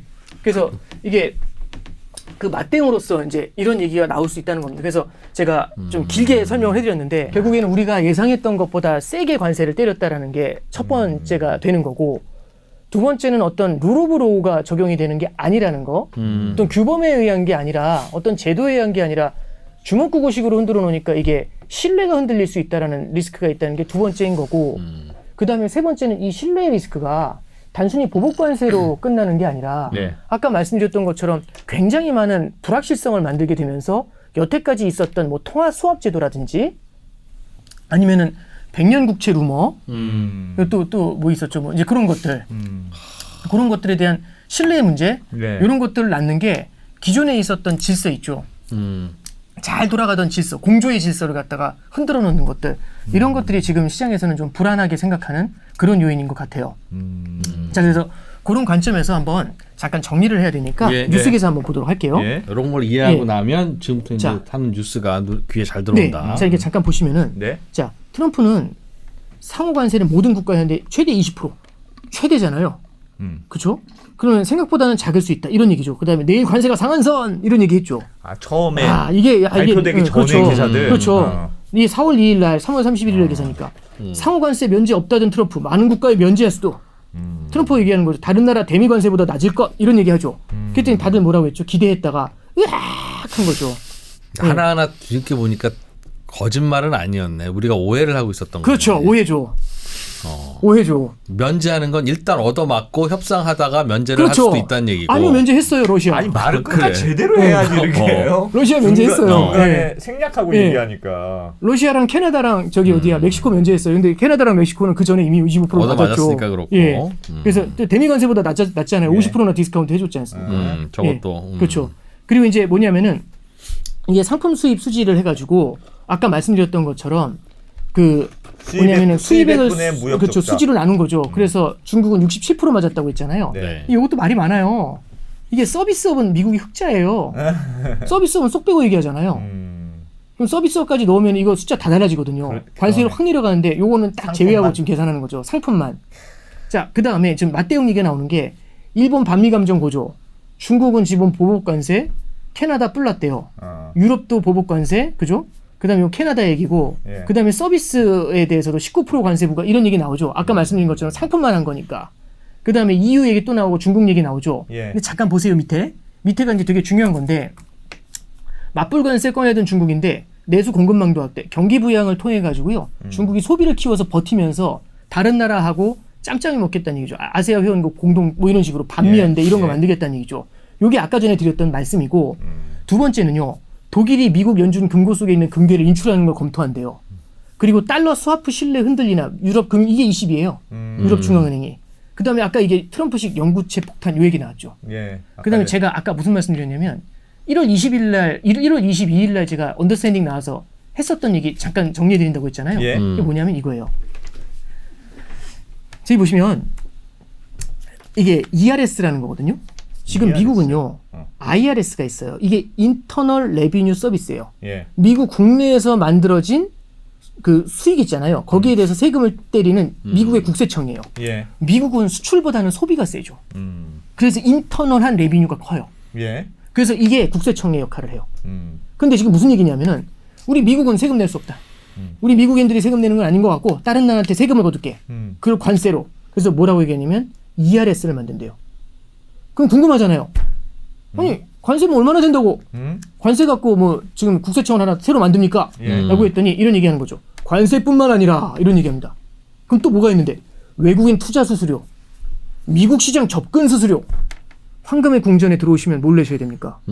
수수료를 내셔야 되잖아요. 그렇죠? 그래서 수입품에 대한 관세뿐만 아니라 이민 투자 등 전방위적인 영역에서 장벽을 건설하겠대요. 혹시 골든패스라고 그때 보셨어요? 네, 트럼프 골든 얼굴 카드인가요? 넣은 예. 거군요. 얼굴 넣은 거. 그거 트럼프 얼굴을 왜 넣었어 거기에? 병약은 이게 ERS. 자, 여기 저기 그래서 스티브 배너 한 얘기 잠깐만 보여드릴게요. 예. 이 나라는 황금문 뒤에 숨겨진 곳이래요. 이거 제가 한 얘기 아니에요. 와. 세계에서 가장 강력하고 수익성이 높은 시장을 외국인한테 그냥 접근하도록 내버려두면 안 되죠. 진짜 저렇게 생각합니다. 관세만 보는 게 아니라 투자에 대한 것이든 이 나라 접근에 대한 것이든 본질적으로 모두 수수료를 부과해야 된답니다. 그걸로 미국인들의 부담을 줄이겠답니다. 이게 1월 21일 날 읽어드렸던 스티브 배너의 얘기입니다. 경제 책사입니다. 하나 더 보시죠. 라이트 하이저죠. 네. 이 사람이 지금 USTR 대표가 그리어거든요. 네. 그리어의 스승이에요. 1기 때 그 USTR 대표였고 뭐라고 얘기하냐면 미국으로 들어오는 투자 자금 있죠. 네. 여기에 대해서 이 투자 자금에 대해서 시장 접근 수수료를 부과한대요. 아, 똑같은 그러니까 지금 얘기네. 재화가 들어올 땐 관세를 때리죠. 네. 자본이 들어올 때도 세금 때릴 수 있죠. 그 우리 어려운 말로 뭐라고 하냐 토빈세라고 하죠. 토빈세. 이 토빈세 얘기 그때 했었잖아요. 네. 그때 대표님 저한테 질문 어떻게 하셨냐면 네. 설마 그렇게 하겠어요? 그러니까 그러면 들어오는 돈이 줄어들 텐데. 그러면 들어오는 돈이 줄어들면은 뭐라고 하냐면 달러 수요가 많은 시기에 이렇게 세금을 부과하잖아요. 외국 자본의 수익률을 낮추면서 달러에 대한 외국인 수요를 조절할 수 있대요. 달러 너무 많이 사는 것도 싫어 우리. 그렇죠. 어. 그럼 달러가 약세로 갈 거지 않습니까? 예. 달러 수요가 줄어드니까. 그럼 우린 좋아. 수출하기에도 좋아. 근데 이제 이거 이제 말씀드릴 때 야 그러면 시장이 무너질 수 있잖아. 예. 시장 무너질 수 있잖아요. 근데 할 것 같으세요? 안 할 것 같으세요? 그러니까 그때는 다들 황당하다. 그래서 저도 무슨 말씀드렸냐면 이런 얘기가 있다. 근데 지금은 이런 생각도 들잖아요. 자, 그다음에 이거 보시면 스티브 미란이라는 사람이 있어요. CA 위원장. 이 사람이 뭐라고 하냐면 미란 11월에 보고서? 예, 그렇죠. 글로벌 무역 시스템 재구조와 가이드를 냈었어요. 이게 미란 보고서잖아요. 예. 뭐라고 얘기하냐면 이 근본적인 재편이 필요하대요. 이거 맨 밑에만 볼게요. 미란 전략가는 관세를 달러를 약세시켜야 되잖아요. 예. 달러 약세를 만들기 위한 도구로 봤대요. 그래서 마로라고 합의도 필요하다고 얘기를 하는 거고요. 네. 여기 뭐라고 나오냐면 뒤에는 징벌적 관세 이후 유럽과 중국과 같은 무역 상대국은 관세 인하를 대가로 어떤 식으로든 통화협정을 수용할 것 이렇게 얘기하죠. 그럼 관세 맞을래 통화 절상할래 이거 질문하겠죠. 예. 그리고 뭐라고 얘기하냐면 미국이 국채 매입자한테 사용자 수수료를 부과할 수도 있다. 저기 우리 외환보유고에 미국 국채 담으셨다면서요. 예. 그 좋은 걸 그냥 그렇게 무료로 담으시면 되겠습니까? 좋은 거니까 그래서 가격표를 보고 돈 내고 샀잖아요. 아니 저기 수수료 내셔야 되잖아요. 수수료. 와, 무섭지 않으세요? 무서워요. 예, 이게 미란 보고서에서 나왔던 얘기 중에 하나입니다. 예. 그러니까 이제 우리가 이번에 이제 이 관세를 보면서 시장이 어떤 생각을 하냐면 예. 이것보다 더 강해질 수 있다라는 두려움을 분명히 가져갈 수 있겠죠. 그럼 이렇게 다양하고 재미있는 프로그램을 여러 개 준비했잖아요. 여기서 물러서면 될까요? 안 될까요? 예. 그러니까 이제 지금 시장이 걱정하는 이유 중에 하나가 예. 이게 뭔가 우리가 생각하는 것처럼 좀 적절하게 잘 지내면 좋은데 그게 아니라 너무 트러블이 클 것 같으니까 이제 여기에 대해서 이제 걱정의 메시지 이런 걸 던지는 겁니다. 아니 그 저는 그러니까 궁금한 것 중에 하나가 그러니까 트럼프의 저런 생각이 트럼프 정부의 생각이 저렇게 말대로 우리는 황금 궁전이야. 그러니까 안 들어올 수가 없을 거야. 우리 시장 안 들어올 수가 없어. 우리 자본시장 막 이 미국만큼 투자할 데가 어디 있어? 그러니까 수수료 줘도 너희는 들어올 거고 관세 높여도 결국 너희는 들어올 거야. 이 전제가 있어야 되잖아요. 근데 지금 막 중국은 우리도 보복 관세 할 거야. 유럽도 야 투자 함부로 지금 하지 마. 우리 협상할 거야. 막 하고 지금 약간 캐나다도 하여튼 미국 물건 사지 마. 막 이러고 미국에 대한 이게 반미국 정서가 도도히 흐르고 있지 않습니까? 그러면 트럼프의 생각대로 안 되는 건데 트럼프의 생각대로 안 됐을 때가 제일 큰 일이잖아요. 우리가 걱정하는 건 오히려 트럼프의 생각대로 다 돼서 다들 무릎 꿇고 가면 오히려 이 문제는 금방 끝나는데 싸움이 일어났을 때가 진짜 골 때리는 상황이잖아요. 그거 어떻게 보십니까? 그러네. 그러니까 이게 협상이나 싸움을 할 때 이거잖아요. 그러니까 내가 얻는 편익과 내가 잃게 되는 것, 이 코스트 네. 두 개를 비교해서 그렇죠. 편익이 크면 달려가야죠. 그러지 않을까요? 잠깐 보세요. 자, 스티브 미란 얘기를 잠깐 보시면요. 뭐라고 하냐면 미란 전략가가 미국이 수입품에 부과할 수 있는 최적 관세가 있죠. 네. 이걸 20%로 제시했대요. 20% 정도면 좋대요. 참고로 지금 관세율이 요번에 때린 걸로 20 몇 프로 됐다고 하더라고요. 예. 22%인가? 근데 예. 잠깐 보세요. 뭐라고 하냐면 50%까지 관세를 부과해도 미국의 이익이래요. 자기가 계산해 보니까. 소비자가 더 많은 비용을 지불하더라도 미국 소비자가 힘들어질 수 있죠. 그럼에도 불구하고 관세 수익으로 그 손실을 채울 수 있대요. 그럼 관세 수익으로 재정이 생기잖아요. 예. 그럼 트럼프 행정부는 뭘 하는 줄 아세요? 감세를 해버려요. 그러면은 여기 계신 분들한테 관세를 더 냈잖아요. 그 예. 관세를 제가 받았지 않습니까? 감세로 돌려주면 되죠. 아 그럼 그렇게 돌려주면 된다. 그럼 물가 좀 올라도 괜찮다. 그렇죠. 그러니까 뭐냐면 근데 단기로는 고통이시지 않습니까? 예. 단기로는 고통이시지 않습니까? 잠깐 보세요. 그러니까 이것도 잠깐 쓰면서 말씀드릴게. 이게 많은 분들이 여기까지 설명해드리면 되게 많이 반론을 제시하는 게 이거예요. 예. 잠깐 보세요. 저게 되는구나. 트럼프 행정부는 감세하고 예. 관세로 가려고 해요. 예. 감세는 결국에는 세금을 줄여주게 되면 소비가 늘어나게 되죠. 네. 그죠? 그 다음에 투자가 증가하게 되지 않습니까? 예. 그러면 어떤 국가든지 성장을 하려면요. C 플러스 I 플러스 X로 성장해요. 예. 그리고 여기에 G가 붙죠. C는 소비예요. 소비. 투자? 소비고 그 다음에 이게 투자잖아요. 예. 그럼 감세를 통해 가지고 이 소비하고 투자를 두 개를 다 흔들어요. 이걸 다 이제 좋게 만드는 거예요. 예. 사실 정부 지출이 늘어나면 되는데 지금 재정 적자 빚더미에 앉아 있는데 이걸 할 수가 그럼 없잖아요. 못해. 예. 근데 이제 수출이 힘들지 않습니까? 문제는 소비를 많이 하면 다른 나라 물건을 많이 사니까 수출이 힘들어질 수 있어요. 그럼 이제 어떻게 하냐면 이제 두 가지 문제가 있죠. 첫째는 감세를 하니까 재정 적자가 생길 수 있지 않습니까? 그렇죠? 그다음에 무역 적자가 커질 수 있잖아요. 예. 그럼 이거 어떻게 할 건데? 그거 관세로 해결하겠다는 얘기죠. 왜냐하면 미국 내에서는 감세를 해주지만 다른 나라한테 증세하면 되잖아요. 그게 관세예요. 근데 여기서 이제 왜 어렵냐면 많은 분들이 관세가 어떻게 다른 나라한테 세금 걷는 거니 이거예요. 저도 교과서에서 그렇게 배웠어요. 그렇죠. 누가 내는 거냐면 미국의 소비자가 내요. 예. 이거 맞아요. 네, 예. 저도 알아요. 예. 근데 이게 잠깐 보세요. 이게 시장이 너무 독보적인 시장이잖아요. 시장 자체가. 그럼 이런 일이 벌어져요. 자, 미국이고 이거 중국이라고 해볼게요. 중국이 미국에 100을 수출해요. 예. 근데 너 관세 10% 이렇게 때려요. 그러면 미국 소비자는요. 상품값을 100을 내줘. 110을 내줘 결국엔. 예, 110을 관세까지 내죠. 해서. 그래서 100만큼은 중국에 주고 10만큼은 미국 정부에 주죠. 예. 관세로. 맞죠? 그래서 110만큼 10%만큼 소비 그 관세율만큼 미국 소비자가 떠하는 거예요. 네. 근데 미국이 어떤 시장입니까? 황금의 궁전이고 네. 이만큼 좋은 시장이 없잖아요. 많은 사람들이 와서 거래하는데 경쟁을 하는데 여기다 대고 110을 지르면 장사가 안 될 거 아닙니까? 예. 그럼 중국 기업들이 되게 고심을 하겠죠. 장사가 안 될 것 같은데 이러면 110으로 들어와. 장사 안 될 거야. 왕따 될 걸? 그럼 어떻게 하죠? 중국 기업들이 그러면 이렇게 할게. 90에 수출합시다. 그럼 여기에 세금 때리면 원래 99인데 그냥 100으로 할게요. 네. 10만큼 관세가 붙어요. 예. 그럼 이거 미국 소비자들이 얼마를 내죠? 100만큼 내죠. 똑같아. 아까 전이랑 똑같잖아요. 근데 자 여기 중국이에요. 중국한테 얼마 주죠? 90만큼 중국 주죠. 예. 10만큼은 미국 정부 주죠. 예. 야 그러면 미국 정부에 어쨌든 관세는 내는 거잖아. 이만큼은 감세로 돌아오고 있죠. 그렇게 그런 셈이죠. 그러면 감내하게 될 그렇죠. 수출 기업들이 감내하게 될 거다. 그렇죠. 그러면 순수출에서 무역 적자가 나는 걸 관세를 통해서 줄일 수가 있으니까 이 수출도 자극할 수가 있죠. 네. 그 다음에 재정이 확보가 되니까 정부 지출을 감세로 늘릴 수가 있죠. 그럼 네 가지를 다 자극하잖아요. 예. 그럼 미국의 지속 가능한 성장, 서스테이너블한 그로스가 여기서 나올 수 있다는 거죠. 그리고 관세가 단순히 여기서만 쓰이는 게 아니죠. 잠깐 보세요. 이게 이제 지금 이슈가 되는 건 이게 10%면 중국이 이렇게 들어오겠죠. 중국 기업이 10만큼 감내를 하고 들어오는 거잖아요. 예. 이 케이지 매치라고 해요. 그게 뭐냐면 이제 세장 같은 데 들어와가지고 둘이 미국 소비자하고 중국 기업하고 둘이 케이지 매치 하는 거죠. 예. 근데 결국에는 중국 기업이 쫄리면 내가 안고 갈게 이렇게 되는 거잖아요. 근데 이게 관세가 이번에 원래 20% 있었고 이번에 34% 추가로 붙었다면서요. 네. 여기에 보복 관세 50% 더 받겠대요. 그럼 104%면 그러면 이제 104%라고 해볼게요. 네. 한번 써볼게요 제가. 예. 그럼 이게 어떻게 되는 거냐면 미국이 중국인데 예. 100 수출하는데 관세를 104를 내라는 거예요. 네. 이거 안 할 수 있습니까 없습니까? 없죠. 저는 솔직히 그래서 50% 추가로 한다는 걸 보고 저건 뻥카 같다는 느낌이었어요. 이 진짜. 압박하는 거죠. 응. 그러니까 하면 안 돼요 이거. 예. 근데 이제 anyway 104만큼 지르잖아요. 그럼 이때는요 중국 기업이 어쩔 수가 없어요. 나눠요. 나눠요. 근데 네. 나눌 수 있는 힘이 뭐냐면 다른 나라도 관세 많이 맞았죠. 네. 그럼 경쟁하기가 다른 데 안 맞고 나만 맞았을 때보단 좀 낫지 않겠어요? 좀 낫죠. 예. 네. 근데 이제 다른 나라들은 막 낮춰주고 얘는 높여놓으면 경쟁하기 힘들죠. 그럼 도저히 못 살겠어요. 그럼 뭐라고 하죠?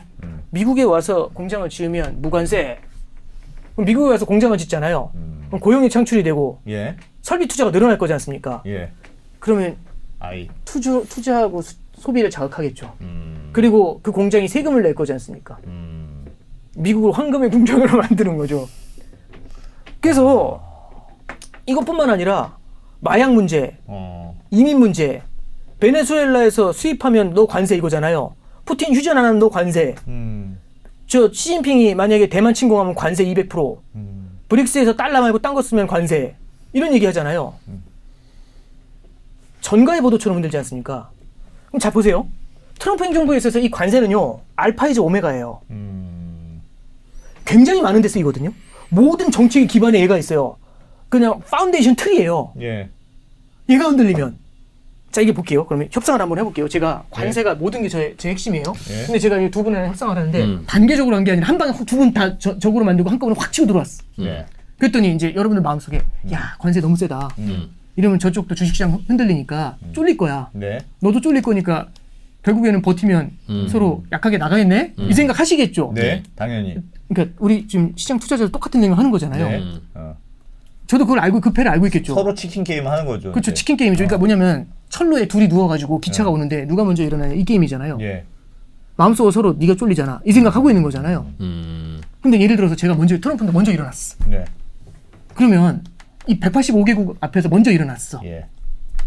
그럼 이제 나중에 이 관세를 갖고 전가의 보도처럼 흔들 때 상대국이 말을 들을까요, 안 들을까요? 안 듣죠. 아, 저거 뻥카구만 생각하겠지. 또 이렇게 되겠죠. 또야 이런 얘기 하지 않을까요? 그러니까 절대 물러섬이 없다라고 얘기하고 오히려 강하게 밀어붙이는 거죠. 그러니까 이제 물어보는 거잖아요.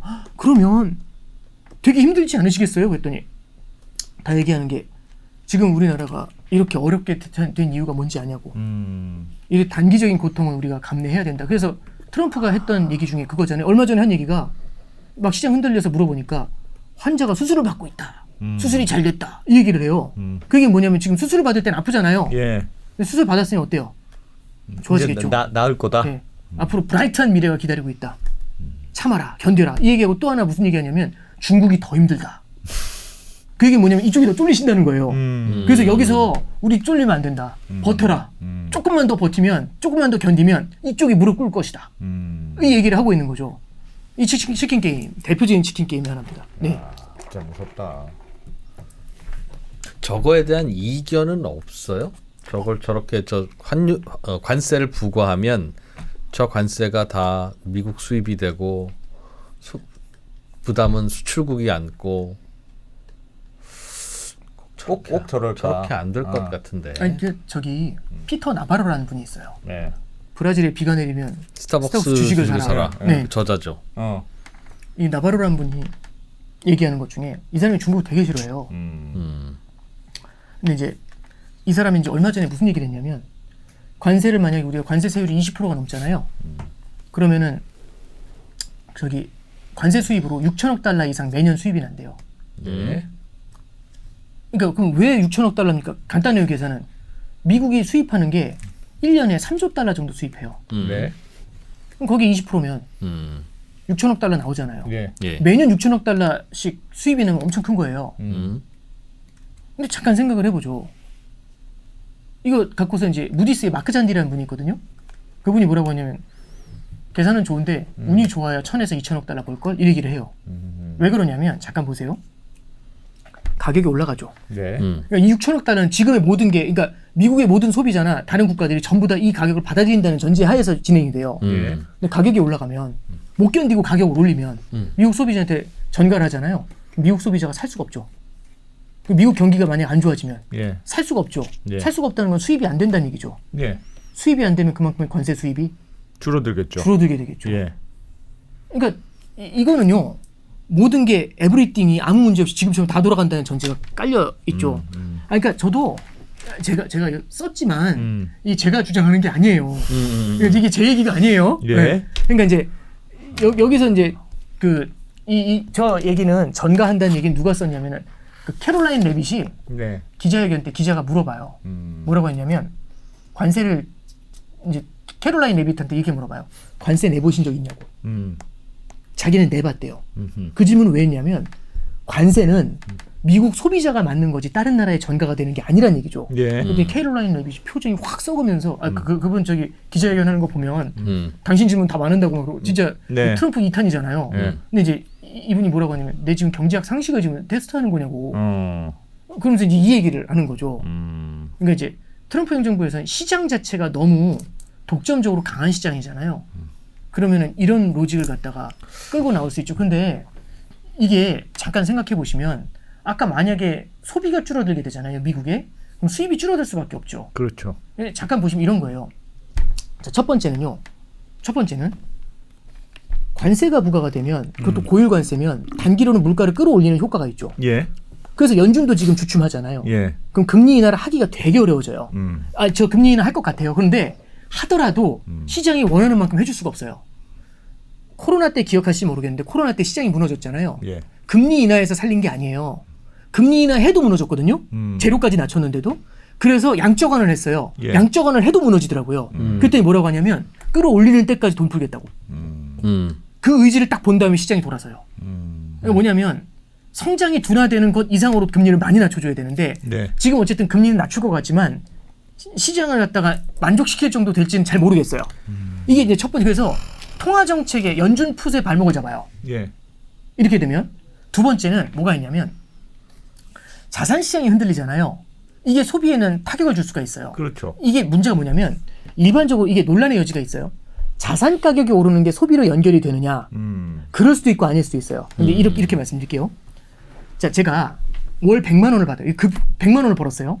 이걸 급여로 100만 원 받은 경우가 있고 주식 투자해서 100만 원 번 경우가 있어요. 예. 주식 투자로 100만 원 벌잖아요. 이거 다 쓸 수 있을까요? 없을까요? 이게 다음 달에도 100만 원을 주식 투자로 벌 수 있을지에 대한 보장이 없죠. 그렇죠. 후달리죠. 예. 그래서 이 100만 원은 항상소득은 아니에요. 항상소득은 소비로 많이 연결이 되는데 예. 항상소득이 아니라 일시적인 소득이잖아요. 그럼 얘는 소비로 다 연결되는 게 아니라 일부는 저축으로 남아요. 예. 급여는. 물론 잘릴 수도 있겠지만 다음 달, 다다음 달, 그 다음 달에 계속 들어올 거잖아요. 항상소득이라는 전제를 깔고 가죠. 가정을. 예. 그래서 소비를 할 수 있죠. 그게 급여잖아요. 음. 근데 가끔 그런 일이 있어요. 자산시장이 끝도 없이 오르면 항상 오르면 그런 시장이 있겠습니까? 근데 미국 주식은 계속 혹시 오를 것 같지 않으세요? 그런 생각 혹시 안 해보셨어요? 네, 계속 오른다는. 네. S&P 500은 그냥 계속 오를 수밖에 없는. 예. 계속 오르잖아요. 그럼 매달 100만 원씩 들어오는 거 아닙니까? 그럼 항상 소득 아니에요. 자산 가격에서 자산 시장의 상승이 항상 소득화가 될 수가 있죠. 예. 그럼 항상 소비로 오르면. 연결이 돼요. 항상 오르면. 그게 소비로 연결이 돼요. 예. 그럼 이건 뒤집으면 자산 가격이 하락하면 소비가 줄어든다는 뜻이지. 그럼 소비가 줄어들면 미국의 경기가 둔화가 될 수 있죠. 그래서 제가 이제 좀 이거 좀 바라보고 있는 게 이 로직이 맞다 안 맞다는 건 제 생각에는 뭐 중요하진 않은 것 같은데요. 이 로직의 핵심은요. 트럼프한테 있어서의 트럼프 행정부에 있어서 관세는요. 알파이저 오메가라서요. 쉽게 물러서기가 어려워요. 쉽게 물러서기가 양보하기가 쉽지가 않아요. 그럼 이제 그 대신에 이거에 이제 부작용이 뭔지를 우리가 볼 필요가 있는 건데 예. 그 부작용 중에 방금 말씀드렸던 것처럼 경기를 흔들어 버릴 수 있다는 거하고 연준 풋의 발목을 잡을 수 있다는 거, 요 두 가지가 일단 얘기가 나오는 거죠. 예. 그럼 이제 우리가 마켓을 볼 때 되게 중요한 게 세 개인 것 같아요. 첫 번째는 세 개인 것 같은 게 관세가 부과가 돼서 시장이 흔들린 거잖아요. 예.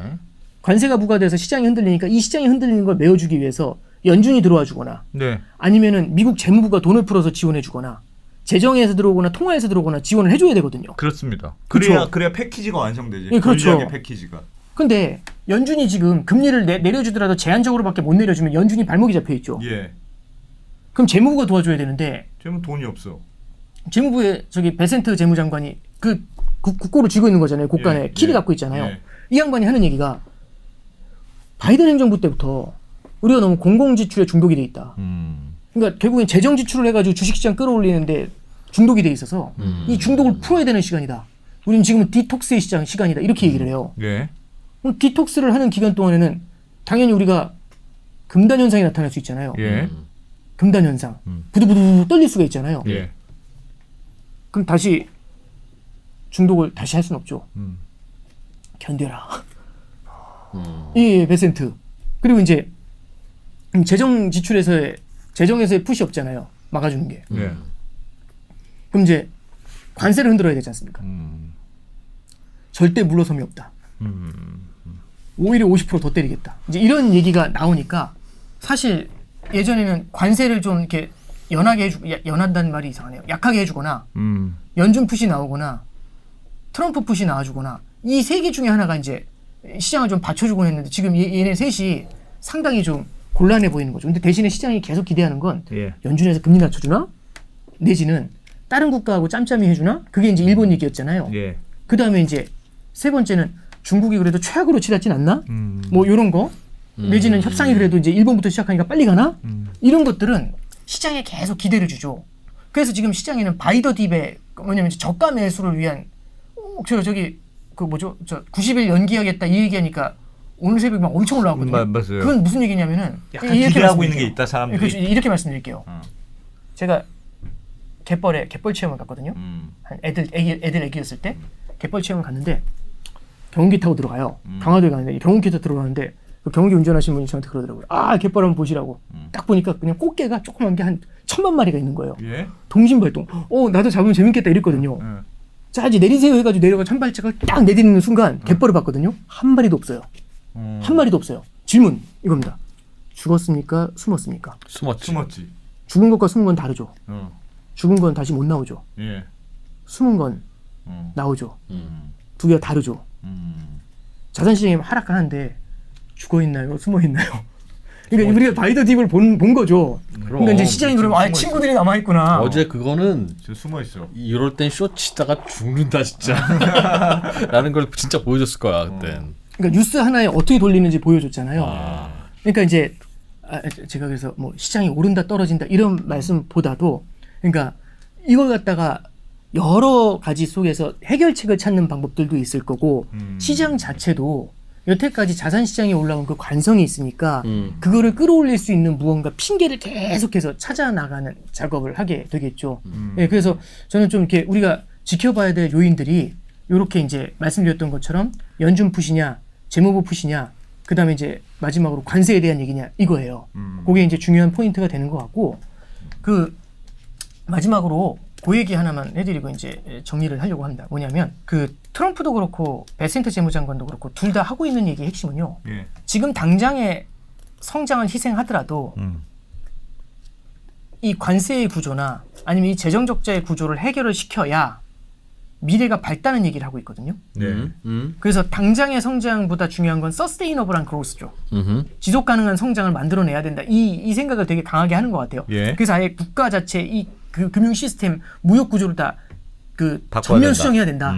굉장히 큰 스케일로 생각하는 것 같아요. 네. 그러면 이제 뭐 예를 들어 이런 거죠. 뭐 그 굳이 뭐 멋있게 말하면 2보 전진을 위한 1보 후퇴? 뭐 이런 컨셉이잖아요. 네. 뭐 그렇게 말씀드려보죠. 뭐 버스가 있는데 멀리 가려면 천천히 가야 된다. 멀리 안전하게 가려면 천천히 가야 된다. 뭐 이런 얘기도 수도 있고. 그러면 이게 리즈너블하게 들리는데 조금 이상한 얘기 하나 해드리면 그 버스가 여기 혹시 이 연식이 증명이 되는데 혹시 스피드라는 영화 보신 적 있으세요? 스피드 옛날에 있었죠. 스피드. 브레이크가 없어. 스피드는 아니 브레이크가 없다기보다는 이게 브레이크를 밟으면 터져요. 70마일인가 뭐 기억도 안 나는데 네. 60마일인가 밑으로 내리면 터지잖아요. 계속 앞으로 가죠. 멀리 가려면 천천히 가야 된다면서요. 그럼 브레이크를 밟으면 터지죠. 말씀드리고 싶은 게 또 다른 하나의 변수는 빚이 많잖아요.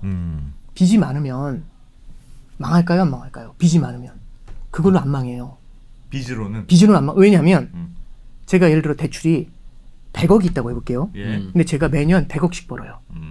그럼 망할까요? 안 망할까요? 안 망하죠. 그러니까 100억의 빚이 중요한 게 아니라 100억의 빚을 어떻게 커버할 수 있는지 그 소득이 있으면 되잖아요. 예. 그 소득은 경제 입장에서는 성장인 거죠. 맞죠? 맞습니다. 그래서 여러분들이 저한테 이 두 분께서 저한테 100억을 빌려주셨어요. 채권자예요. 근데 매년 100억씩 벌어요. 아무런 걱정이 없죠. 편하겠어. 더 써. 이렇게 되죠. 이자만 내 이거잖아요. 예. 근데 갑자기 잘렸어. 그래서 소득이 없어졌어. 그럼 어떠세요 느낌이? 큰일 났지. 큰일 났죠. 예. 어떡하지? 이 생각이 딱 들지 않으세요? 예. 그러니까 성장이 멈추잖아요. 그럼 빚이 보여요. 부채가. 지금 전 세계적으로 빚이 많죠. 네. 2보 전진을 위한 1보 후퇴잖아요. 제가 더 좋은 회사를 가려고 더 좋은 곳을 가보고 싶어서 더 높은 연봉을 받으려고 3년간 쉰다고 해보죠. 네. 그럼 지금 당장 이제 부채가 문제죠. 그렇죠. 그 빚이 보일 것 같지 않으세요? 예. 저는 얘기하는 거죠. 2보 전진을 위한 1보 후퇴예요. 근데 바라보시는 채권자의 느낌은 다를 수 있죠. 야, 우리 그건 알겠는데. 네, 그렇죠. 일보 후퇴하면 죽어 너는. 너 여기서 좀만 더 가면 넌 죽는다. 1보 후퇴가 안 될 수가 있어요. 네. 저도 그래서 말씀드리고 싶은 게 이게 어느 정도에선 좀 이렇게 서로 실마리가 좀 찾아져야지 않겠느냐? 이렇게 다 완전히 무조건 모든 게 다 치킨 게임화 되잖아요.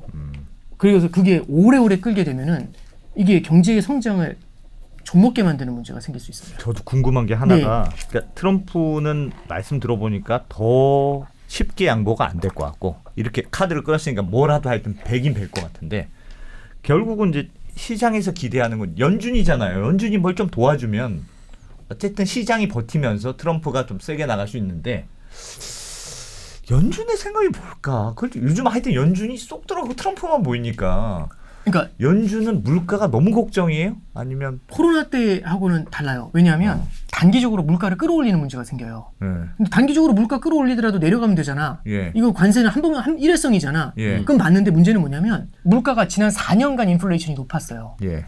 끝난다는데 계속 인플레이션이었잖아요. 그렇죠. 근데 여기서 이것도 연장전이잖아요. 예. 그럼 사람들의 마음속에요. 인플레이션이 고착화될 수 있어요. 우리는 꼭 그걸 기억하셔야 됩니다. 뭐냐면 관세율이 10% 20% 올라가잖아요.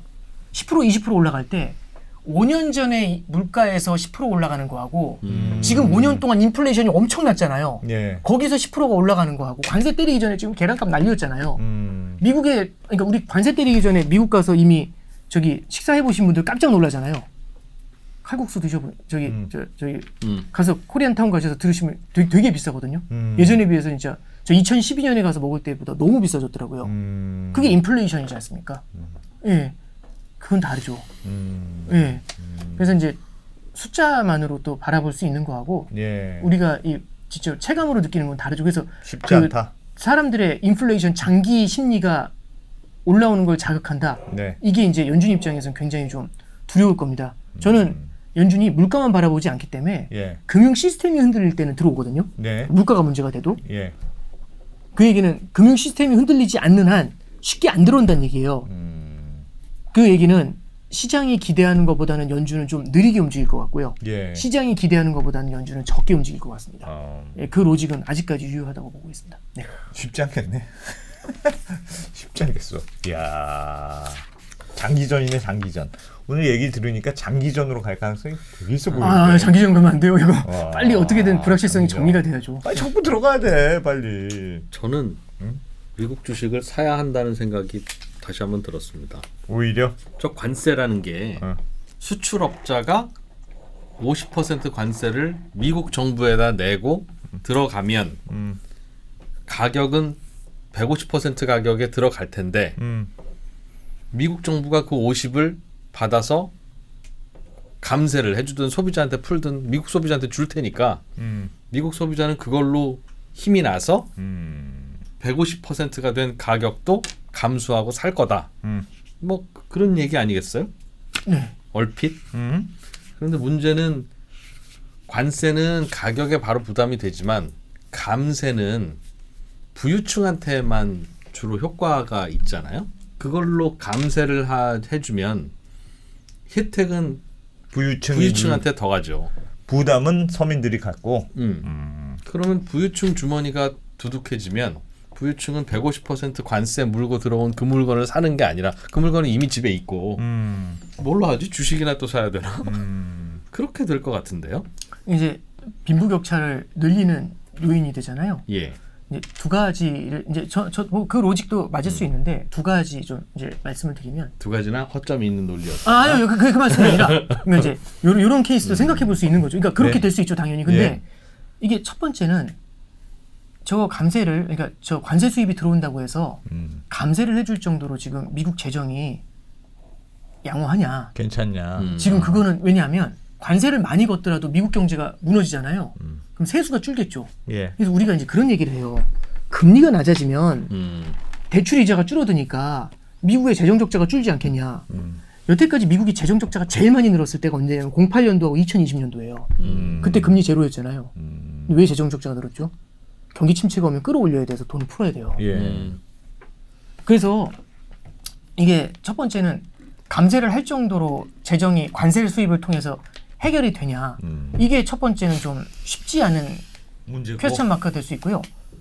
두 번째는 이 베센트 재무장관 얘기를 간단히 좀 하나만 더 해드리면 네, 네. 잠깐만 볼게요. 이거 이제 기사 하나 보죠. 얼마 전에 이 사람이 나와서 인터뷰를 했어요. 국제금융센터 자료에 이 리포트에 그게 나와 있는데 베센트 재무장관 인터뷰 한번 읽어드릴게요. 이 인터뷰의 핵심 뭐냐면 바이든 행정부 때 지나친 경제 부양책을 썼대요. 그래서 아메리칸 드림을 깨버렸답니다. 바이든 행정부는 부채와 적자, 끝없는 지출을 단행했대요. 전쟁도 아닌데 경제가 이미 견고한데도 무제한으로 돈을 뿌렸대요. 이런 말도 안 되는 일은 처음이래요. 막대한 지출을 하고 나잖아요. 그럼 결국엔 세금 인상할 수밖에 없는 거예요. 예.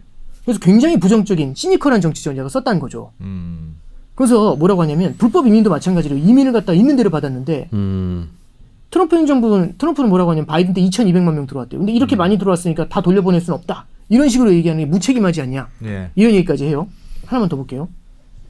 그래서 바이든 행정부 때 미국은요. 심각한 분배의 문제에 직면했대요.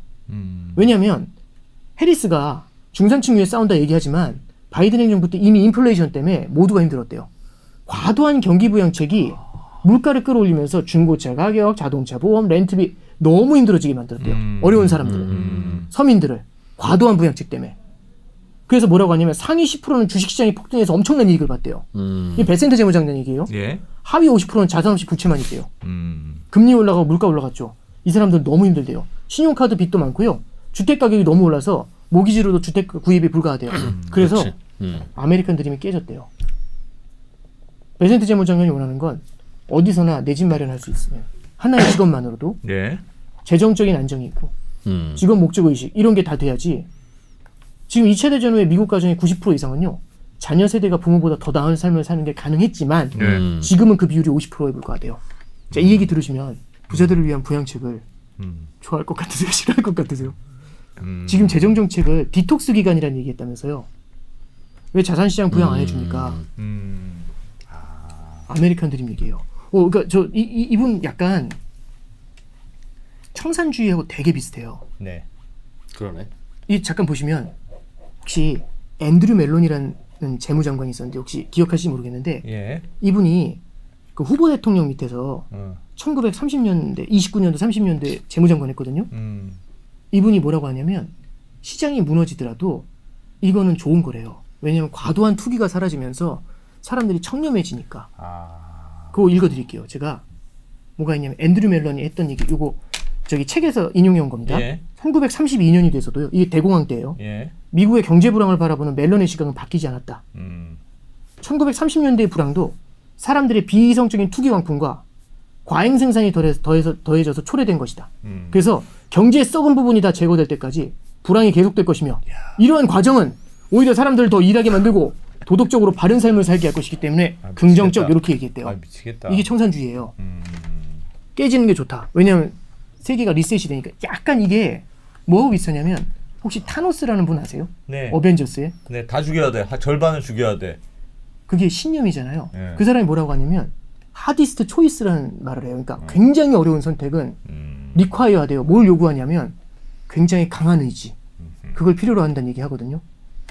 그러니까 이제 저도 베센트 재무장관이 이 얘기를 한 게 단기적으로 시장의 기대를 꺾으려고 한 건지 아니면 진짜 세게 가고 싶어서 하는 건지 그건 잘 모르겠는데요. 그래서 이게 말씀하셨던 것처럼 우리가 물론 이 베센트 재무장관이 100년 1000년 인사람들은 아니고 어떤 정책으로 나올지 모르지만 저는 이런 생각을 갖고 지금 있구나. 전체에서 제일 두려운 건요. 정책 실수가 제일 중요하다고 생각해요. 네. 그렇지. 오판. 이게 코로나 때하고 금융위기 때하고는 달라요. 예. 코로나 때는요. 우리 정책의 오판이 아니잖아요. 예. 우리가 평생 겪어보지 못했었던 보건의 위기였잖아요. 예. 금융위기 때는 과도한 부채가 만들어낸 주택시장의 하락이었던 거예요. 예. 그게 이제 파생이라든지 이 걷잡을 수 없이 번져나가는 거였잖아요. 근데 이건 지금 정책의 리스크인 거잖아요. 그렇습니다. 어떤 생각을 하고 있는 건지. 이 말도 안 되는 시스템을 다 뜯어 고쳐야 돼. 다 이쪽으로 몰아야 돼. 이 생각에 대해서 상대편은 어떻게 반응을 하는지 여기서 새로운 균형을 어떻게 만들어내는지 이 문제인 거잖아요. 그러니까 새로운 균형을 만들려면 굉장히 많은 노력이 필요하겠죠. 그 과정에서 정책 실수가 나올 수 있는가. 네, 그게 이제 되게 중요한 이슈가 아닌가 좀 생각을 하고 있습니다. 네. 근데 저렇게 양극화된 사회에 그 돌아가는 구도를 깨면 제일 먼저 서민들이 실업이 생기고 제일 먼저 서민들이 고통스럽다가 서민이 죽고 난 다음에 부자들이 죽기 시작할 텐데 즉 주가가 떨어지면 부자는 100만 달러를 잃지만 그중에서 10만 달러의 소비만 줄이더라도 서민들은 그냥 그걸로 생계가 끊어질 텐데 그래서 많은 나라가 이 달리는 자전거를 못 멈추는 건데 그렇죠. 저걸 할 수 있을까요? 저도 그러지 않을 거라고 생각합니다만 그러니까 잘못된 신념이라는 게 정책의 실수를 만들어요. 예, 그래서 저도 이제 생각하는 게 뭐 앤드류 멜런과 같은 역사를 우리가 공부하는 이유는요. 이렇게 되기 위해서 공부하는 게 아니라 이렇게 하지 말자고 공부하는 거지 않습니까? 그러니까 저 같은 필부도 다 이런 생각을 하는데 미국의 그 선진 시스템에서 그 똑똑한 사람들이 당연히 여러 가지 고민을 하겠죠. 그래서 저는 그래도 그렇게 어려운 상황이 아니라 그래도 좋은 상황이 다시 좀 오지 않겠는가 그렇게 기대를 해봅니다. 그래서 항상 걱정이네. 지금의 뭐 리스크라는 게 뭐 모든 걸 다 없앤다 뭐 이런 관점보다는요. 알겠습니다. 또 새로운 균형을 만들어내는 과정 중에 하나다.